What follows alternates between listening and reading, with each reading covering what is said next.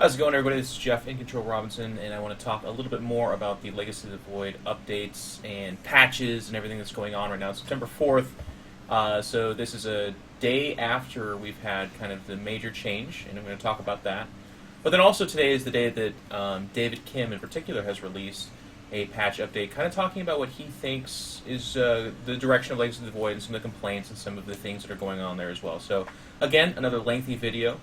A lot of people have said that they don't necessarily need me to be talking into the camera the whole time. They've made suggestions about like graphics and all that kind of stuff. To put it simply, guys, when you see these videos, they are vlog style because I am not a graphic designer. In fact, I'm as far from that as you could possibly get. Like, just uploading pictures or making a more nice video for you is really, really hard for me, so I apologize, but that is the case. There's a dog snoring, and Anna is in the background doing some work, so that's it. That's the environmental stuff you're going to hear and not smell, maybe see.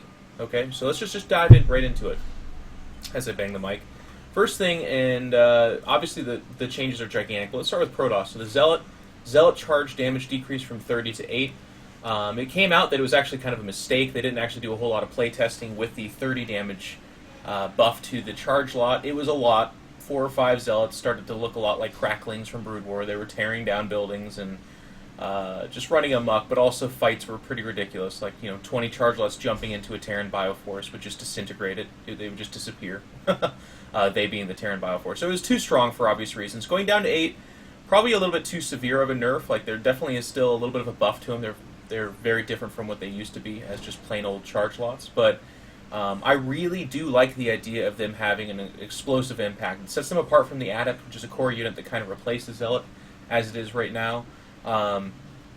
But also, it really helped them in their function as kind of late game, warp prism harass in bases against all races, really. Jumping on those stacked defenses, but even targeting buildings like forges, engineering bays, evolution chambers, that kind of thing, and allowing them to burst it down pretty quickly. It made the game feel very quick, but it also gave the Zealot a role later in the game as well. So I'd like to see that increased a little bit. How much? It's not really for me to say. Obviously, I'm not like, well, let's make it 29. 30 was too high, but something like a 20, a 15, something in that region, I think still gives them that explosive hit. So I'm excited about the change, and I hope they continue to experiment with the number of damage that it does. Next down is Chronoboost is back, and it says, no energy costs. Ability is set to autocast by default on the Nexus. Efficiency is reduced to 20%, but never expires. And that is, of course, because it is just now an ongoing thing. When it says autocast and it says default is the Nexus, you can change that. So if you start upgrading something on the Forge, your Twilight Council, what have you, you just set your Chronoboost to be on that and it just passively continues to boost its build rate by, I guess it would be, is it 30% then? If it's reduced to 20%. Okay, not reduced by 20%. So, just that much faster. And it actually makes a pretty big difference, and I really like this change. I am over the moon with it. I think it's fantastic. If we're trying to get away from some of the busy work of macro mechanics, but yet still have cool indicators of, like, faking out a build or emphasizing something, or just it made the Robos and the Stargate builds just feel better by having the ability to speed up their production. And I think that's really important in StarCraft 2. I think the game is balanced for this, and this change is super sound to me. This is a hit out of the park. I'm really excited about it. Warpgate research time decreased to 114 from 99. Okay, that makes absolute sense. They decreased the amount of time it took to research that because there was no Chronoboost. Now it's back to normal. Photon overcharge. So this is a big one. Overcharge can only be cast on pylons, has an attack range of 7, has a duration of 30, costs 25 energy, and deals 30 damage every 0.89 seconds. I actually I'm really enjoying this, and that could be very well because of my reputation. I'm kind of a known cannon rusher. I do like my cheese, and putting my self-bias aside, I just have to say there's so much more strategic thought going into this. Of course, the caveman sense of just, I put pylons in opponent base, I make photon overcharge. Yeah, that's one of the side effects, and there's people I don't think are necessarily raging over this, but they're definitely like, what, this is some kind of new pressure. But what I really like about it is it makes you again think about your pylon placement, which is something that you definitely had to think of in StarCraft 2 before this, but only almost always in the sense of like, well, I should double or triple pylon my gateways. But now certain gateways, or excuse me, certain pylons have to be touching either a nexus or a gateway so that you can have the 2-second warp in as opposed to the 16-second.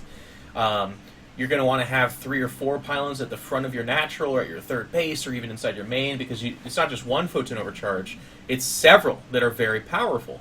But I like the give and take here. Pylons are quite weak. If you drop in with 2 or 3 medevacs, and if you're facing 4 pylons that are photon overcharge, that's a lot of DPS coming at you. But if you target down those pylons pretty quickly, that defense goes away.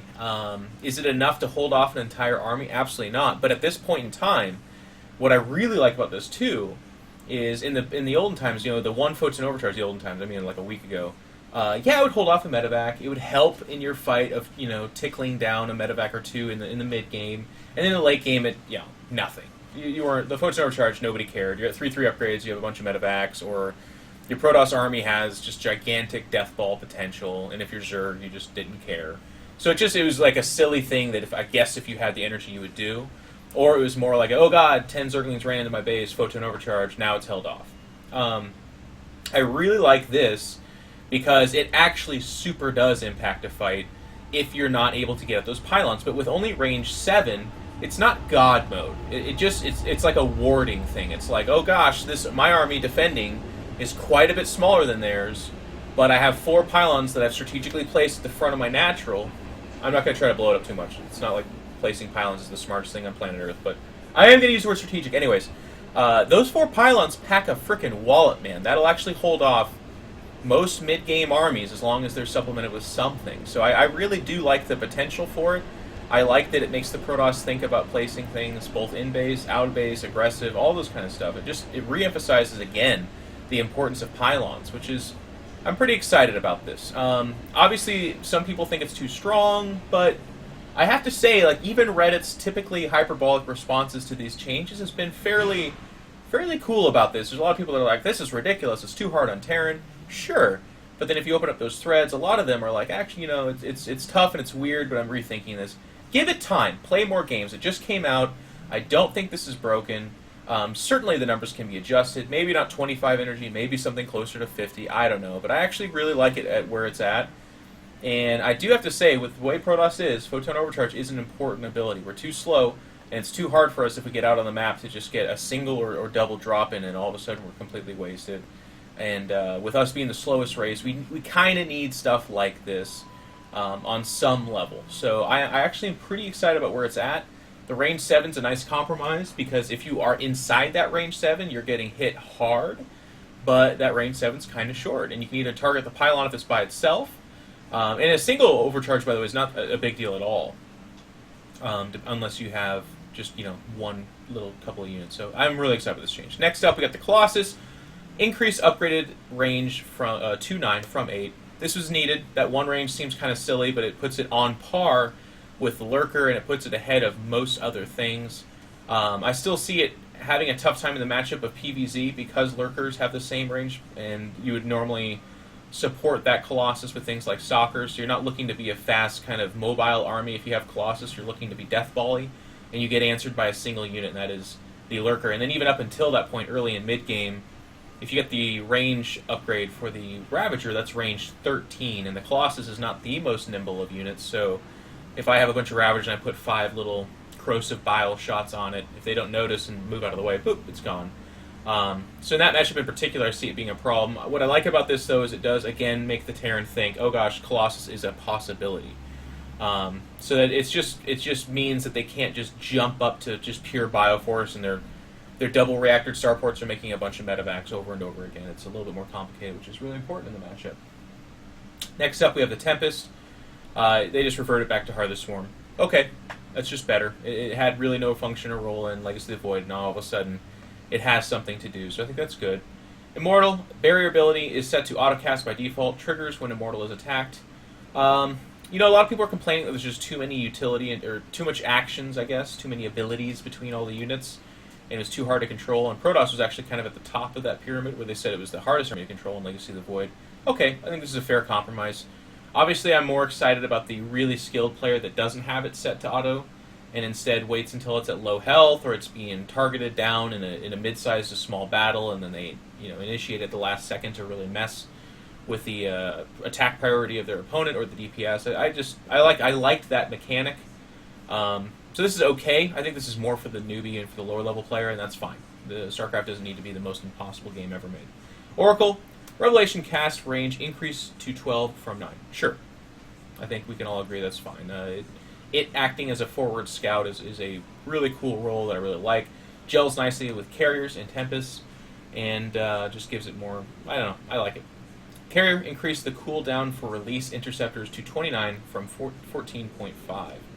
I haven't had a whole lot of opportunities to practice the carrier. The patch only did come out yesterday. And the carrier, for me, has been really cool thanks to the Void, but extremely expensive. I was overusing its ability to launch out the interceptors. I forgot, actually, as silly as this sounds, that they died when you did that. They stay there and they die. They either fizzle out or they get shot down, but they just die. So I was actually continuously using their interceptors. And, you know, Legacy of the Void economy moves pretty quick, so I would have 2 maybe mining bases and just be like, gosh, why is all my money gone? It's because I was spending hundreds and thousands of minerals on interceptors that I was just kind of very like, oh god, an opponent! Throw all the interceptors out there. Yeah, okay, well, now I know better. So, I can't really comment too much on this. Give me some time to practice with it before I think it's fair to say pretty much anything. Moving on to Terran. Orbital Command. Call Down Mule is back. Ability is set to auto-cast on nearby minerals. No energy cost. Now has a cooldown. 30 range from casting Orbital Command. Harvest amount decreased to 40 from 45. Scanner sweep cost increased to 100 from 50. Call down extra supplies cost increased to 75 from 50. So they increased all the energy on the orbital, and they made mules not take energy, but they made them more dependent on where the orbital's at. Obviously, range 30 is just about your entire screen, so it's quite long. But at the same time, you're not seeing the same kind of thing where it's like, I need to repair my mech army out there, and you drop down 5 mules. Or, you know, I have my cluster of macro command centers, and I drop all the mules on the hidden planetary fortress base that took in the top right-hand corner. So there's a little bit of thought there. I think this is fine. I think Terran needed the ability to have that explosive economy. It puts back more strategies into their game. It allows them to have less harvesters and a bigger army, which again I think they need, especially if the Ghost is not going to have that snipe ability, although, wink wink, I think it's going to come back before Legacy of the Void launches. I think they'll have snipe. I think they'll have snipe and EMP, and maybe another ability, but at least those. I think they have a pretty good gel there. So overall, I think this is a pretty good change. I do like that they increase the energy across the board, even though supply cooldown, or calldown, excuse me, is the most rare of all of its uses. It's just going to have more energy because those mules don't cost energy. And it was a little bit silly that you were just basically always getting scanned. In a game of strategy and in a game of, you know, trying to reward the more skilled player, if the other guy's just able to just kind of like, well, I've got 3 orbitals and I have nothing else to use this energy on, so I'm just going to constantly scan you. That took away a certain element of that game, even for Terran players. Of course, anything that's good for a race, they will kind of like mumble and grumble under their breath, but for the most part, I think that at the end of the day, they'll thank you for it. Zerg. Spawn larva increased from 2 to 3 per cast. Creep now spreads and recedes faster. Ravager, a new upgrade, increases the corrosive... Well, let me just spend some time on that. I don't have a whole... Like, I'm going to just kind of gloss over it a little bit because I don't think it's... I think it's pretty sensible. Going from 2 to 3 for the autocast, sure. I played all day yesterday against a lot of Zergs. Didn't really notice that big of a difference. It wasn't like there was just all of a sudden a gigantic swath of units where there wasn't before. So I think this is a pretty sound change. Creep spreading and receding faster is a pretty cool idea. We'll have to, again, spend more time with this, but it's just going to increase the speed of the game in general, I think. And it's obviously a buff to Zerg. Let's not make any mistake there. But it's like it's a buff and a debuff at the exact same time. Like for Terran players that are scanning and killing that creep, and then, you know, very understandably not going to take a fight on creep, this is going to have a big impact on that gameplay. But also for Zergs that are looking to do kind of more early to mid game aggression, or some tower type rushes and cheeses, that kind of stuff. You know, I don't know, fancy creep tumor stuff to block a third base attempt, that kind of stuff. Like, this is going to be a pretty cool new thing there. And obviously it just has... I like that it's a buff and a debuff at the exact same time. New upgrade, excuse me, for the Ravager increases the corrosive bile from range 9 to 13, costs 100, and requires a layer. That's pretty savage. They talked about this targeting mech styles of Terran, so they want the Zerg to have more answers for that. This will certainly do that. It only being layer and only being 100-100 in terms of cost means that I feel like this is going to be very strong against Terran for sure, but Terran is still probably going to feature a lot of bio play that'll keep that fairly in check because they'll have units that are able to dance around that corrosive bio. But Protoss, layer comes up pretty quick.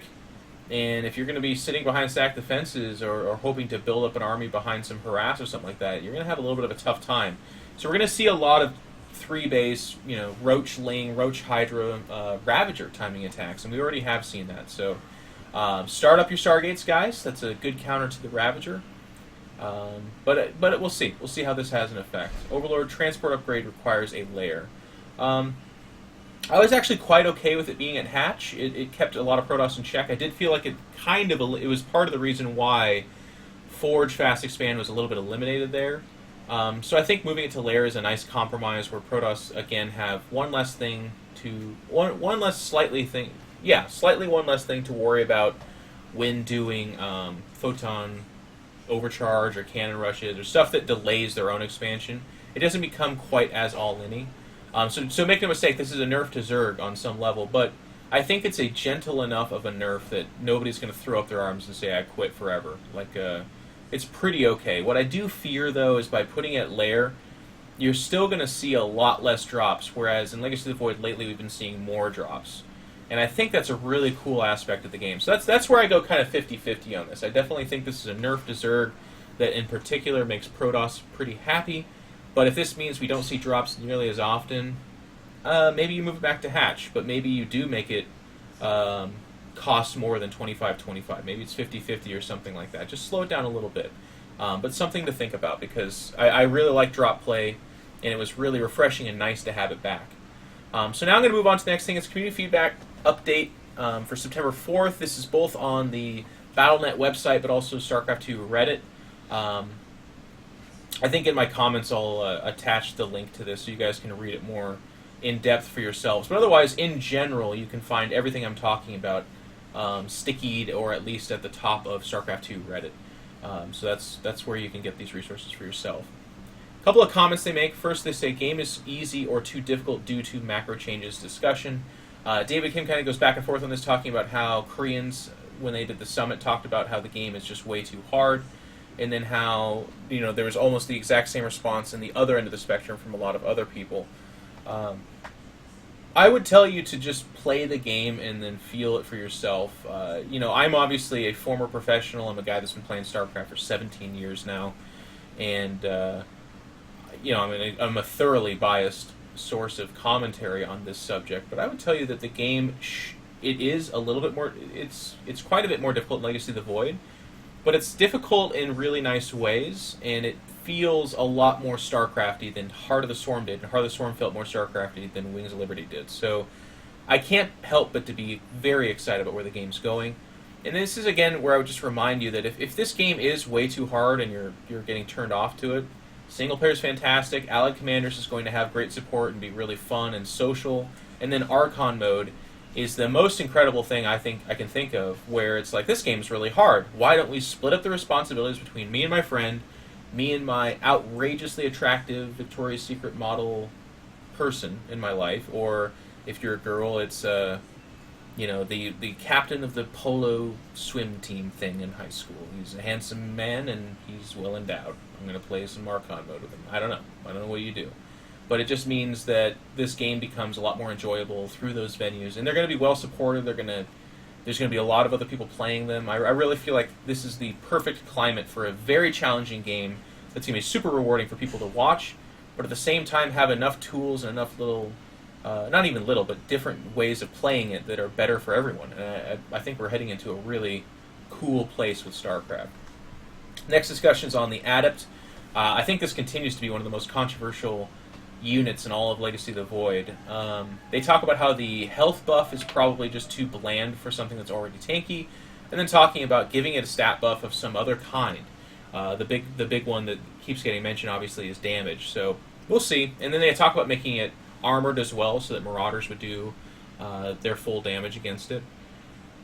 Okay, you know, I don't have super strong feelings about the Adept. Everyone says they're really overpowered, and as I watch other people's streams, I'm like, oh yeah, they make Adepts look really good. As I play with the Adept, I don't feel like it's overpowered at all. I feel like it's one of those crutch units that's kind of like the Sentry has been in Wings Liberty and Heart of the Swarm, where I can do strategies because I know I can make a limited number of Adepts, and they will shore up the weaknesses of everything else that I've done. So, for example, I've been opening up Phoenix against Terran, which normally would not work at all because they just mass up bio and run you over. Because they're not making Vikings, they're not worried about that. They're just going to make a bunch of bio and run you over. And you don't have Colossus, you can make Disruptors, but the second they pick up or kite against it, not pick up probably because your Phoenix will kill them, but just kite against it, then you die.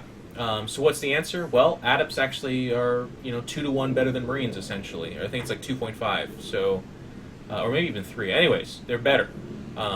You can kind of be like, okay, well, I follow up my Phoenix with, Stalkers because I still need board control, but then I add in 15, 20 Adepts, and now my army is as strong as his is.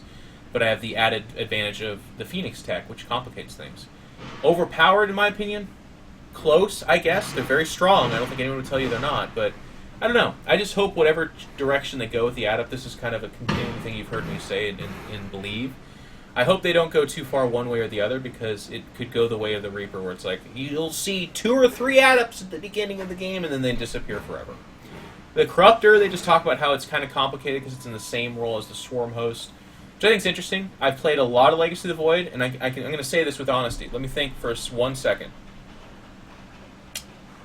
I have played probably 500 Legacy of the Void games, never seen a Swarm Host. Not a single one. Do with that information what you will.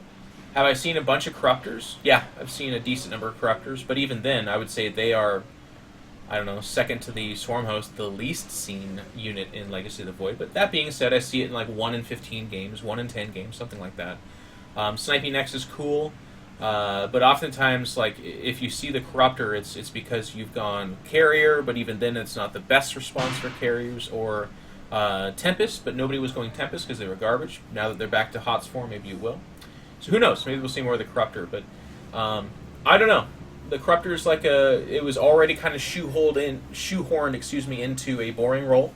It is an anti-capital class flyer. It's a mediocre everything else anti-air flyer, and they tried to give it different abilities to participate in other battles. But the thing is, they're so expensive and so supply dense that unless they are fulfilling their primary role, their secondary role is at best like a consolation prize. It's like, oh god, I have 10 I have 10 Corruptors, and yeah, sure, go spit on a building for a little while, but then their Blink Stalkers show up and they just disappear. So it's a little bit of a tough role. I'm going to be interested to see what Blizzard does with this because so far it hasn't been great. Overlord drops, moving to Lair. Talked a lot about that already. Roachburrow move speed, sure. They said this is probably too strong and too fast. Maybe revert it back to HOTS. Okay. Cyclone damage. They just simply talked about giving it an upgrade so that perhaps it would do more damage later in the game as an anti-air option.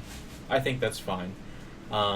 Terran's going to probably go the way of like the Liberator late game in most matchups, which already has some anti-air. We're seeing a lot more Cyclones in kind of the mid-game and a little bit in the early game again. But we're not seeing, at least I haven't, the late-game 45 Cyclone, that's my army. And that was just garbage. That was terrible. So it's nice to see some diversity in there. It's nice to see them sprinkled in, but not become a core unit. Because I think as a core unit, they're extremely boring. But I could be biased against that. So that's it. That's the changes and then the discussion circling around future changes, perhaps.